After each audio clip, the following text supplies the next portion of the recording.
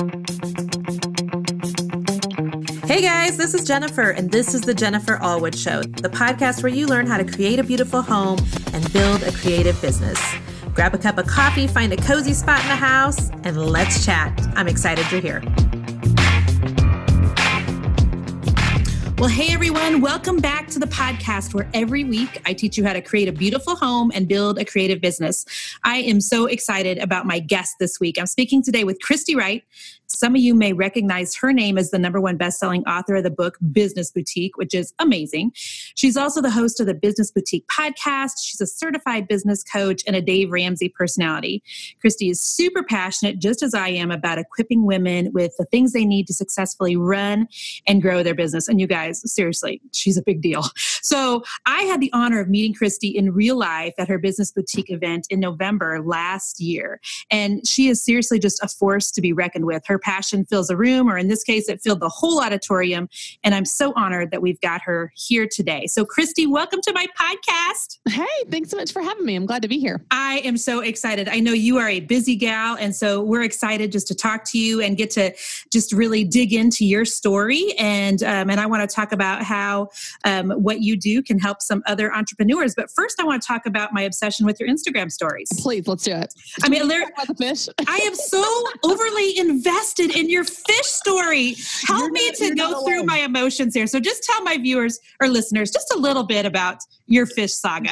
Jennifer, you are not alone here. So many people are invested in the fish. I get regular messages asking how the fish are doing, which is hilarious to me. So one of the things you need to know about me, Jennifer, is I am just a magnet for weird things to happen. And that's been true my whole life. But what's so fantastic with Instagram is now I have a platform to bring everyone with me on this journey. You can let your freak flag fly.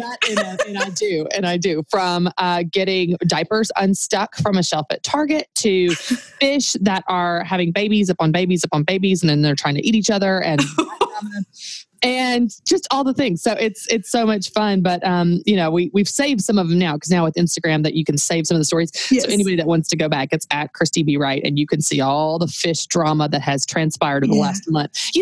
I got my son an aquarium because I thought it would be easy, Jennifer. No, it's never easy. It's never easy. We bought orchids this weekend, Christy, and I put them on my Instagram stories, and I have a black thumb, and everybody that follows me knows this. I don't know how God trusted me with kids, because I kill everything.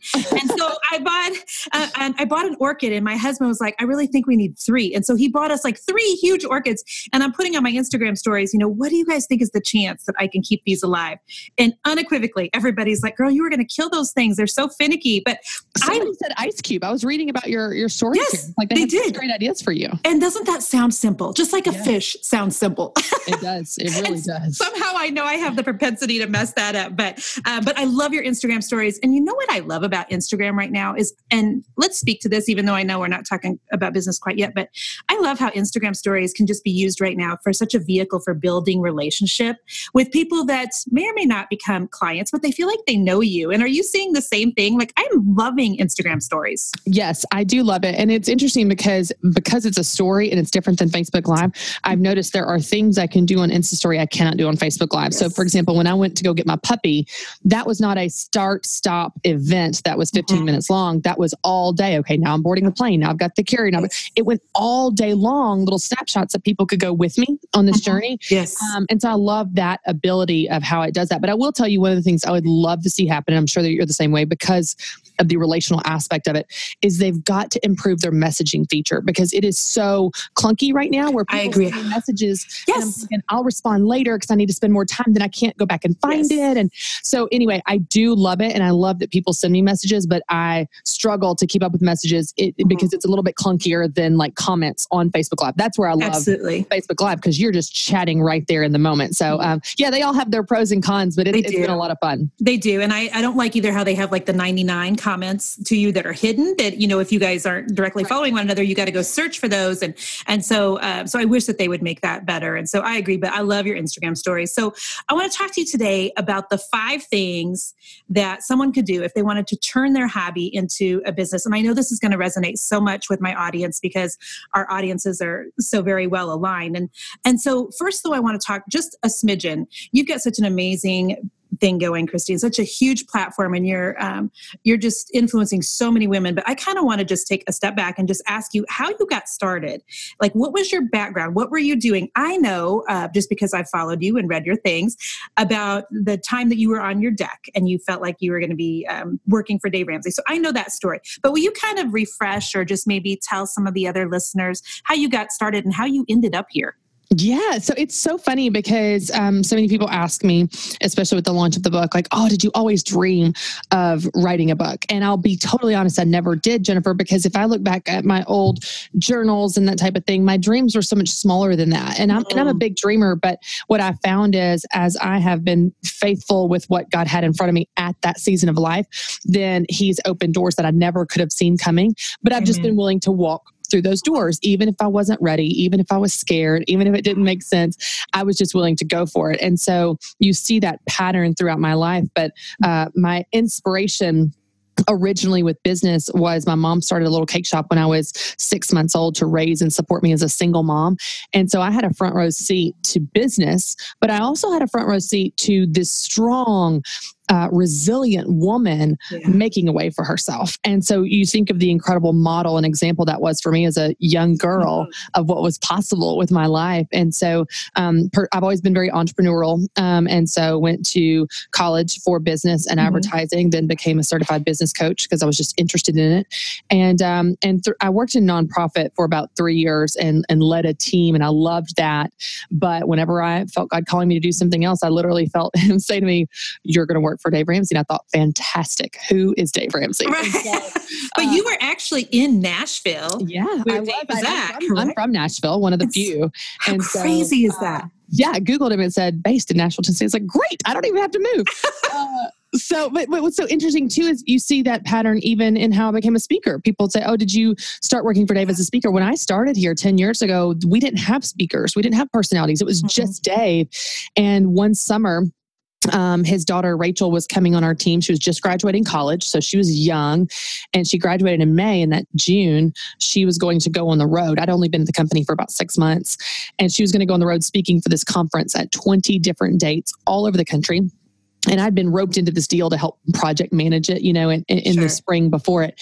And right before she went on the road, 2 weeks before, we got the travel schedule, and it was terrible. And it was 16 to 18 hours a day in airports and on planes with two connections. And Dave was just like, no, she's newly married. She's just out of college. She's not doing the schedule. And so I got to be the bearer of bad news and go back to the conference and tell them she was not going to do those 20 days, that she could do 10. And they could pick any 10.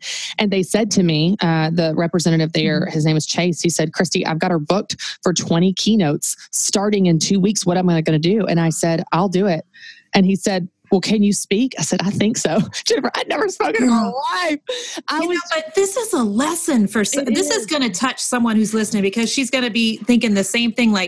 Because I think some people might look at you, Christy, and they may think you had this really well thought out plan, step-by-step thing. But instead, your story is more of, here I am, Lord, use me. That's right. When you got asked, you just said yes, over and over. And I think some of the takeaways from that, and I would say this thread is pulled through my life, but if you look at that specific example, number one, I never asked permission. I never asked Dave or our company if I could do that, which some people would be like, And my philosophy has always been ask forgiveness, not permission. Yes. And I'm just a problem solver. I can't help myself. So if there's a problem, I'm like, well, I can do that. Well, I'll fill that in. Well, I think that's a rap song, Christy, isn't it? If there's a problem, I'll solve it. Exactly. Check out the hook. That's right.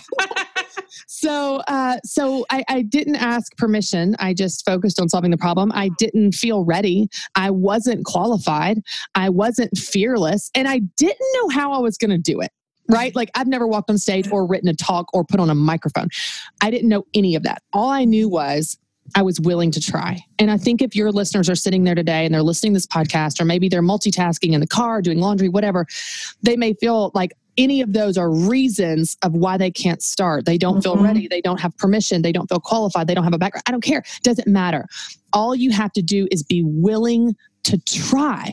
And then what's amazing is when you walk on the stage, when you launch the blog, start the business, whatever the thing is, you walk out there scared and shaking and you're faking it and you're doing whatever you can, then you don't have to feel that fear afterwards because you survived. And guess what? You did it. And now you are qualified and you are experienced because you did it, and the fear lessons and so on. So anyway, it's just funny to see how in my story, a lot of those things were opportunities that I was just willing to walk into. So I went on the road that summer, spoke at all 10 of the conferences. Rachel spoke at the other 10. I went to hers with her and ran her AV. And at the end of the summer, they created what was called the speakers group, which were other speakers in addition to Dave. And that eventually evolved into Ramsey Personality. So all of it has been stepping into the next thing, raising my hand, saying, I'm here, I'll try, I'll do what I can. And so now here we are. And I've got a book and a brand and all this stuff. Did I ever have that dream? No, I didn't have any of those dreams. I didn't know what I was doing, Jennifer. It's so crazy. Well, and to watch you walk on stage in November, which I'll be there again this November. Awesome. Can't wait to link arms with you there. And but to watch you walk on stage in your stilettos and just absolutely shine. It's just so amazing. And so I'm so glad that you just raised your hand and said, I'm here, pick me. So, what's so fun is I think that, I think knowing your strengths is really important. And I'm all about that. I wrote about that in my book and I coach women on that, knowing your strengths and your skills and your God-given talents. But I will say that you may have strengths you don't even know about. And it's been through walking through these doors and stepping on these stages totally unqualified and scared out of my mind that I discovered strengths that I have, because speaking is a strength of mine. Now I've sharpened it through practice and reps and working on it. I've really worked on it, but it's also very natural for me. And so I think that's very important for people to understand. You may have strengths that are undiscovered. There's a quote that I love. And it says, I didn't know that I was a bell until someone picked me up and rang me. And that's how I feel in this role here. I didn't know that I was a bell. I didn't know that I could write and speak and coach until I was given the opportunity. And man, I am shining now, but that was because someone gave me the opportunity and I was willing to step into that opportunity. Man, that'll preach. That's tweetable. We're going to use that one. That's good. So let's talk real quick, Christy, to the woman who may be at home today, who's got a little hobby. She's got a side gig. She'd love to make a little more money. She's wanting to actually turn that thing from something that is just a hobby into a legit business. And I'd love to hear the steps that you would suggest that woman take. And I love this topic so much. I know I always tell the women that I coach that when you treat your business like a hobby, it's going to pay you like a hobby. But when you treat it like a business, it'll treat you like a business. And so talk to her about how she could turn that hobby into an actual thing. So it's no longer just a side gig, but it's actually a legit business. Well, I love this. So the first one is it needs to make money. And I love what you said, where it will pay you like a hobby if you treat it like a hobby. Now, first, let's just go ahead and get down to basics here. Let's talk about the difference between a hobby and a business. A hobby costs you money. A business makes you money. That's so good. That is so good. Yes. Money, you don't have a business. Even if you've got women listening right now that have been in quote unquote business for 6 years, if they're not making any money, no, you haven't been in business, you have a hobby. Now, that's okay. But if we're going to turn this into a business and run a business, then you have to make money. And I've worked with women before where they say things like, oh, I don't care about the business. I just do it because I love it. Well, great. Love is wonderful, but love is not enough to make this business work. Right. Money. And you have kids to feed. That's right. Or at least I do. And I coach women on beliefs around money. We have this love-hate relationship with money. 2 chapters of the book are dedicated to money because we really do struggle in this area a lot of times. But if you don't want to make money, you don't want a business. And so you've got to either get your head around your beliefs around money to where you can unapologetically make money and not feel bad about it, which we can work with you on. You know, you and I both help women with this. Yes. It's not like it's impossible to overcome, or you need to keep it a hobby. But if you truly want it to be a business, then it needs to make money for you. And it's so easy to overlook that.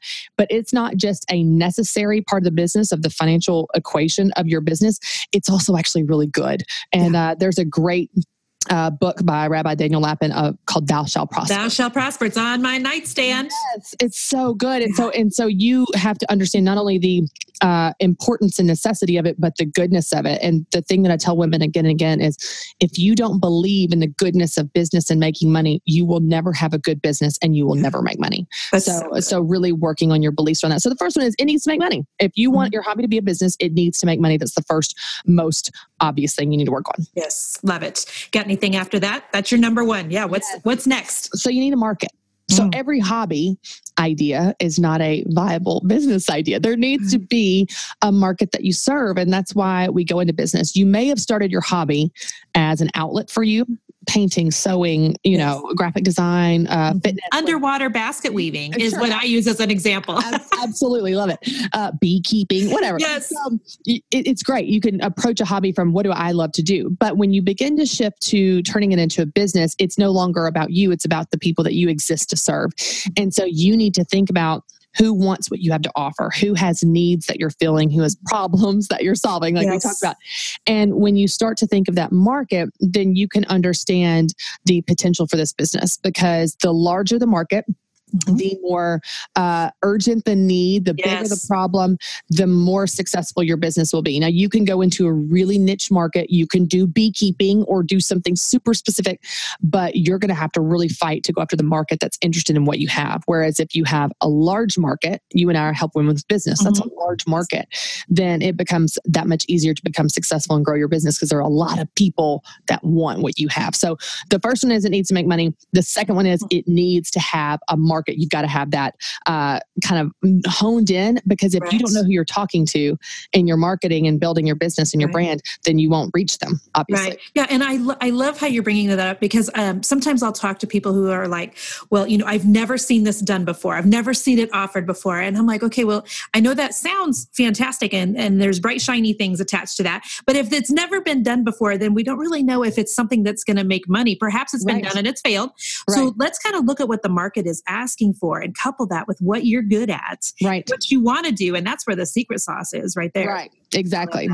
So it needs to make money. It needs to have a market. It also needs to excite you. Now, I'm not saying that this business idea has to be your deepest passion in the world. It doesn't have to be the calling you feel like you were put on this earth to do. If so, that's fantastic. I don't actually help people with calling. The whole idea of that overwhelms me. I'm like, there's a lot of stuff I could do. If this doesn't work out, I'll go do something else. You need to be excited about it. Yes. If this is an idea that your sister-in-law gave you, that your friend gave you because they thought it'd be really cool, it may be cool at first, but if it doesn't excite you, you're not going to stick with it for the long haul. And business can be hard. It's worth it, but it can be hard. But if you're excited about this idea, if you believe in it, you will get past those hurdles and challenges. But if you're not excited about it, you won't. And so I think it's really important to identify how much do you care about this specific hobby, this specific thing becoming a business, because that's really going to be a factor in your ability to stick with it and stick with it for the long haul. Absolutely. Because there will be times when it is frustrating, it is challenging to continue going. And I think the actual, love of what you're doing or the excitement over it is the thing that will band-aid that, and make it so that you remember why you started. Right. And you're able to get through those tough times. So love that. Yes. Okay. So 2 more. You need to have help. And I think there is a myth out there that you have to have it all together. You have to have all the answers. You have to be an expert before you even start. And really the truth is, we joked about this at the beginning with my story, but most of us in business are making it up as we go. Most of us are just figuring it out as we go, throwing things against the wall, see what sticks, get knocked down, get back up, do it again. But one of the things that can really help you in business is by finding people that are good at what you're not. So you want to know what you're good at, and you want to spend the most of your time in that area, spending the most of your time on things that give you joy, give you energy, make you come alive, that you're good at, and then find help for things that you're not. So in my case, for example, I'm super creative.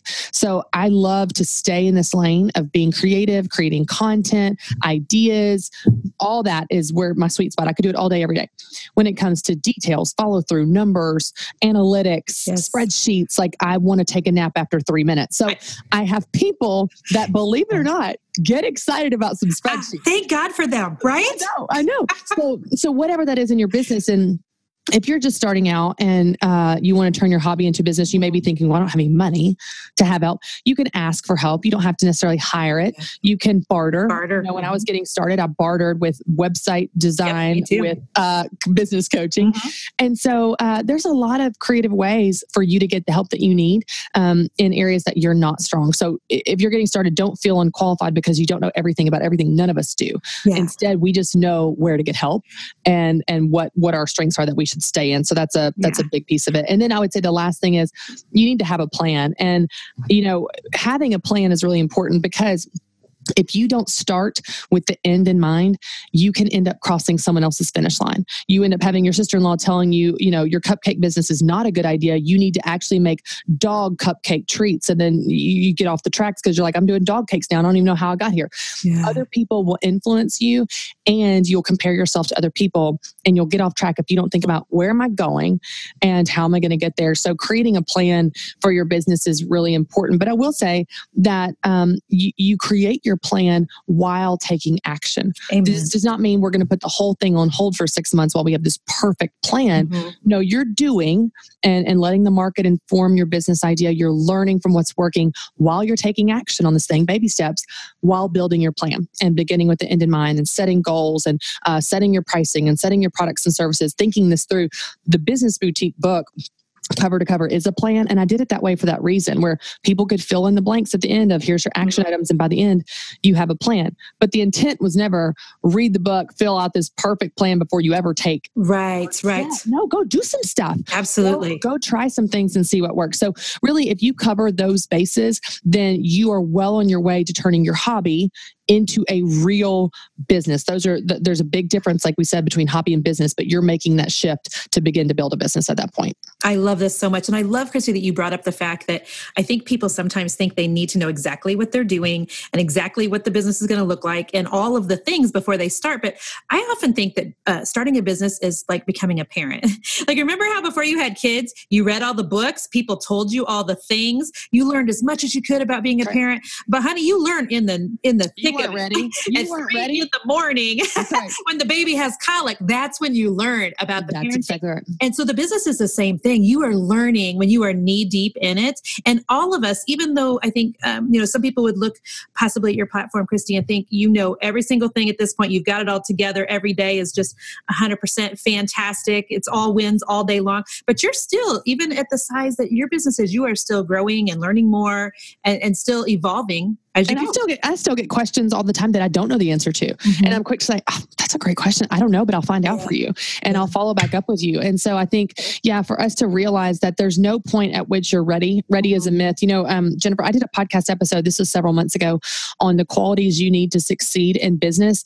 And it's not what so many people think it is. They think, you have to have an MBA, you have to personality style, all these things. Really, the qualities that you need are the qualities that you probably already have, which, to your point, I love this example because I use this example in the podcast, is the qualities you have as a mom, for those of you that are mothers. Yeah. You got to be scrappy. You got to be resourceful. Yes. If I'm out and my son has a dirty diaper and I don't have a diaper, you know what I do? I make something up. I tie a blanket. Yes, you do. That's great. Yes. You make it work because you have to. And in business, it's the same way.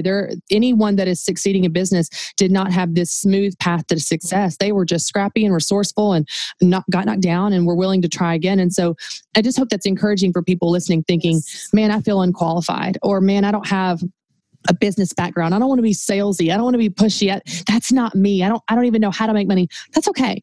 It doesn't mean that you're disqualified for business. It just means that you need what anyone needs, what we all need, which is a little bit of help. Yeah. And that's why you're here. And that's why, all of your fans and all of your friends are so connected to you, Jennifer, and what you do. That's why the Business Boutique is connecting with women. There's such a need for just giving people the help that they're looking for so that they can go do the thing, so that they can win. And permission just to begin without knowing it all. Absolutely. Right. Christy, thank you for that. I think that is going to be such a blessing to people who are here at home. And if you're listening to this podcast and maybe you're already knee deep in your business and know what you're doing, but maybe you know of someone who could use Christy's tips, this would be a great time for you to forward this podcast onto her. And so thank you. So I want to ask you a couple personal things too, if I may, Christy. And here's why. I just feel like the personal part of the podcast just makes everybody so much more relatable and so much more human. And plus, I think it's really impossible anymore to separate our personal life from business. And so I don't even try. So I have a few rapid fire questions if I could ask you that I didn't even prep you for. So this is why I'm ready. I love it. So, all right. Best book you've read recently? It's the one I'm reading right now, and it's Grit by Angela Duckworth. And it's that's so good. Second time I've heard that, and I have not got that. Do you actually do the physical book, or maybe that's who it was? You do the physical book? Yeah. Okay. It's so good, and it's very research based. I'm only like maybe 5 chapters in right now. Okay. I'm reading multiple books simultaneously. So this is typical of my life. Grit, which is my work side of things. Mm-hmm. I'm reading parenting books, and I'm reading about how to train my dog because my puppy is biting everything in sight. But this book is research-based. I'll give you one quick takeaway. Yes, I'd love it. Blew my mind. There was a study, and I'm going to say it wrong, but let me just start with that. There was a study years ago, I think it was like in the 60s or 70s, where researchers took men at a college students, and put them on a treadmill, okay? Mm-hmm. And they did a fitness test on the treadmill. And they increased the speed and they increased the incline until it was unsustainable, okay? And they measured how long the men stayed on the treadmill, going at increasing speed, at increasing incline, until they just could not stay on anymore. That was the test. How long could they stay on? Uh-huh. Then they tracked the men's... I get so excited. I can't even say it. My face is smiling so big. I love this. Okay. They tracked the men's success through the rest of their life. The quality of their relationships, their career, the amount of money that they made, all these other factors of quote unquote success. And those that stayed on the treadmill the longest had the highest levels of success. Grit. Just the refusal to quit. That's right. The refusal to give up and get off the treadmill. Like you just hold on. When I can't remember who said the quote. Is it Winston Churchill that said, success is largely a matter of hanging on when others have let go. And it's just, so I'm like, that's fascinating to me because it's no longer just this theory of, come on, try harder. The little engine that could, let's try again. It's like, that's actual research-based the intersection of passion and perseverance and how that is what you need to win. You don't need an MBA. You don't need a lot of money. You don't even really need a lot of time. You've just got to be willing to make it work and fight for it. Love that so much. Do you you like your books though in like a hard form? You don't do Audible? Right. I'm such a cheater. I'm Audible all the way. I do it. I like to touch them and highlight them and fold the pages and then like, I'll take them on stage and I'll like read quotes out of them and stuff. Like I like, yeah, that's awesome. All right. Next question. Your favorite TV show or Netflix series? My guess is you don't have a lot of time for either, but I don't, but I'll tell you the two that I watch. Homeland is my husband and I's show. We watch together on Sunday nights and we have for years. We record it and watch it whenever. Awesome. But I had the flu recently. I do know you had the flu. God bless it. It was awful. I got sucked into This Is Us. Way at the beginning. Don't even tell me anything. Wait. It's just a cry fest every week. That's all you need to know. That's what everybody said. I think because everyone prepped me so much for that, I really haven't cried that much, or maybe I haven't got that. Yeah. So I'm like 8 episodes into season 1. So, but I'm obsessed. Like if I don't watch it for like a couple of weeks, I'm like, oh, what are my friends doing? I need to your people. That is awesome. All right. Tell us your favorite place to vacation. Oh, anywhere tropical. My husband and I went to the Keys last summer, which was awesome. Our favorite vacation is just Hawaii. I mean, it's so typical, but it's like, I see what the big deal is because it's just amazing. Yeah. And that's where we're headed this summer for the first time. And I'm so excited. You know what? I don't know. I have a call tonight actually with the travel agent. So to decide which island. We went to Oahu and it was awesome. Very touristy. We went to Kauai. So like tropical, rustic, everything closes down at 8 p.m. Like it's gorgeous. Okay. But no nightlife. Then we went to Maui on our second trip, which I was actually booked there to speak. It was a real suffering time. Honey, I'm sorry that you had to go through that. But we went to Maui, and I will tell you, for our style, which we're pretty active, it was the best of both worlds. Maui had the restaurants, the places to go, the shopping, and it was insanely gorgeous. So I cannot wait. That's all we've seen. Yeah, we literally, I know we're cutting it close on booking the trip, but I'm going to prep you for something before your boys get a little bit older, Christy. There comes a time when suddenly your boys' schedules or your kids' schedules dictate vacation plans for the family, because both my boys are in football and they only get 2 weeks off for the whole summer. We were waiting to figure out when all that fell into place. And so, we are meeting with someone tonight. So I'm super excited. But last question, favorite room in your house and why?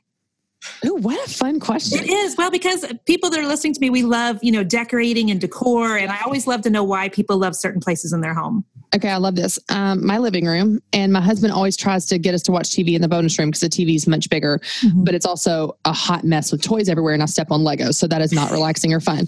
The office is work. Our bedroom is not my favorite decorations, probably why, but the living room is just, it's got a fireplace. It's got my favorite white chair. It's got windows. It goes out to the deck. It's just, I just love it. And every time I ask somebody that question, the tone of their voice changes. Yeah. And like their face smiles because you just think of that spot in your house that just really feels like you. And so I love it. And that's why I asked. So Christy, thank you so much. Can you tell everyone how they can find you after we're done here today and where they can connect with you at? Yes, thank you. Businessboutique.com is where you can learn all about the podcast, the book, the events, all the fun things we're doing. And then on Instagram and Twitter, it's at Christy B. Wright, and Facebook is official Christy Wright. So you and I are always tagging each other in stuff. And, I love social media. I'm always learning from you on there too, but it's just such a fun platform to connect with people. So yeah, would love to. It absolutely is. Christy, thank you for being here and taking the time out just to speak with my audience. And I'll keep following along with the Instagram stories and all the fish sagas. And I will plan on seeing you in Nashville in November. And so if people are interested in meeting up with either of us there, is businessboutique.com. Is that where they go as well? That's right. All right, perfect. Thank you so much for being here. Thanks so much.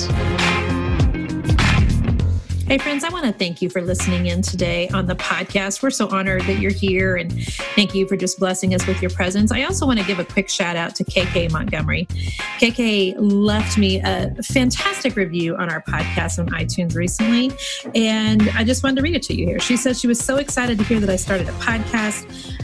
She's not only bringing wisdom for your business, but also encouraging women in all aspects of life. She's a ray of sunshine, and this podcast has been life-giving as I work on our fixer-upper. So, KK, thank you so much for your podcast review. And for the rest of you, if you have a minute, we'd love it if you were able to sneak on over to iTunes and just leave us a quick review there. If you do that, please let me know. DM me on Instagram, and I would love to give you a personal thank you back, okay? You guys have a great week, and we'll talk to you soon. Hey friend, thank you so much for listening to the podcast again this week. I'm so honored that you're here and that you just listen week in and week out, and that you share the Jennifer Allwood show with your friends and family. Thank you, thank you, thank you. Hey, don't forget that you can subscribe to the podcast on iTunes, or if you're an Android user, go download the Stitcher app and you can subscribe there so that you know every single week when a new episode releases. Also, if you have any time to leave us a review, these reviews are super important in getting guests for the show and sponsors for the show. And so we'd appreciate it if you have just a second to leave us a review. That would be amazing. Thank you guys again for being here. And until next week, stay creative.